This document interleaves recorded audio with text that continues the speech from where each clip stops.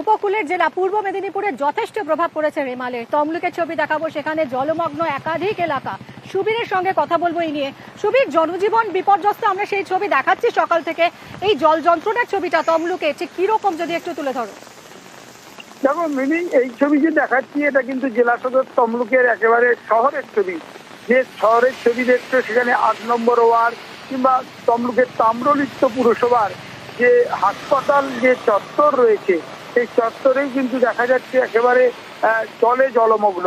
এই অবস্থা কিন্তু দীর্ঘদিনের, আসলে গোড়ায় গলদ যেটা বলছেন এলাকার মানুষ, কি না নিকাশি যে ব্যবস্থা সে বেহাল হয়ে রয়েছে। বর্ষা এলে বৃষ্টি যখন আসে তখন কিন্তু চোখে আঙুল দিয়ে দেখিয়ে দেয় এই দুরবস্থার ছবিটা, এবং সেটাই কিন্তু আবারও নতুন করে দেখালো কখন না যখন কিনা এরকম একটা দিন, দুর্যোগের দিন, রাতভর বৃষ্টি হচ্ছে, গতকাল থেকে বৃষ্টি হচ্ছে, সেখানে পাশ দিয়ে বয়ে যাওয়া রূপনারায়ণ যে নদ রয়েছে তারও জলস্ফীতি ঘটেছে, এবং একই সঙ্গে এই টানা বৃষ্টিতে যখন কিনা নিকাশি ব্যবস্থা খারাপের কথা তোমাকে বলছি, যেটা এলাকার মানুষ অভিযোগ করছেন, তার ফলে ২ বছর যেটা দেখা যায় বর্ষাকাল এলেই যেমন দেখা যায় জলমগ্ন হয়ে পড়ে এলাকা, সেটা তমলুক শহরের এই ছবি।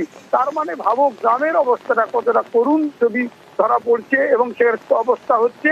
এবং এখানে যে ছবিটা দেখছি সেটা ৮ নম্বর ওয়ার্ডে, এবং সেখানে যে পাড়া যে এলাকা রয়েছে সেখানে জল একেবারে দাঁড়িয়ে পড়েছে রাস্তায় এবং জল বেরোচ্ছেই না। তার ফলে দুর্ভোগ কিভাবে মিটবে, কখন মিটবে তা কিন্তু নিশ্চিত করে বলতে পারছে না প্রশাসন। একদমই সুজিত, বোঝাই যাচ্ছে বিপর্যস্ত হয়ে পড়েছে জনজীবন। ওয়ার্ডের জল এবং রাস্তা, যে আমাদের পার্শ্ববর্তী যে ওয়ার্ডগুলো রাস্তা, সেখান থেকে আমরা নিচু এলাকাতে বসবাস করি।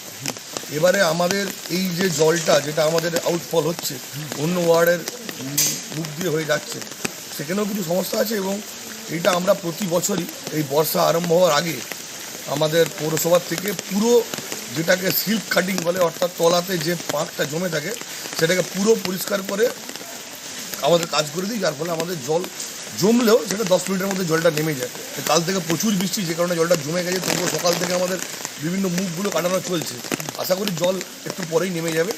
এবং এবারে বর্ষাটা আগে নেমে যাওয়ার জন্য যেটা আমরা সিল্ক কাটতে পারিনি, এবারে বর্ষা থেমে গেলে গত 2 বছরের মতো এবছরও সিল্ক কেটে পুরো তুলে দেওয়া হবে, যার ফলে জল জমার কোনো সম্ভাবনা থাকবে না।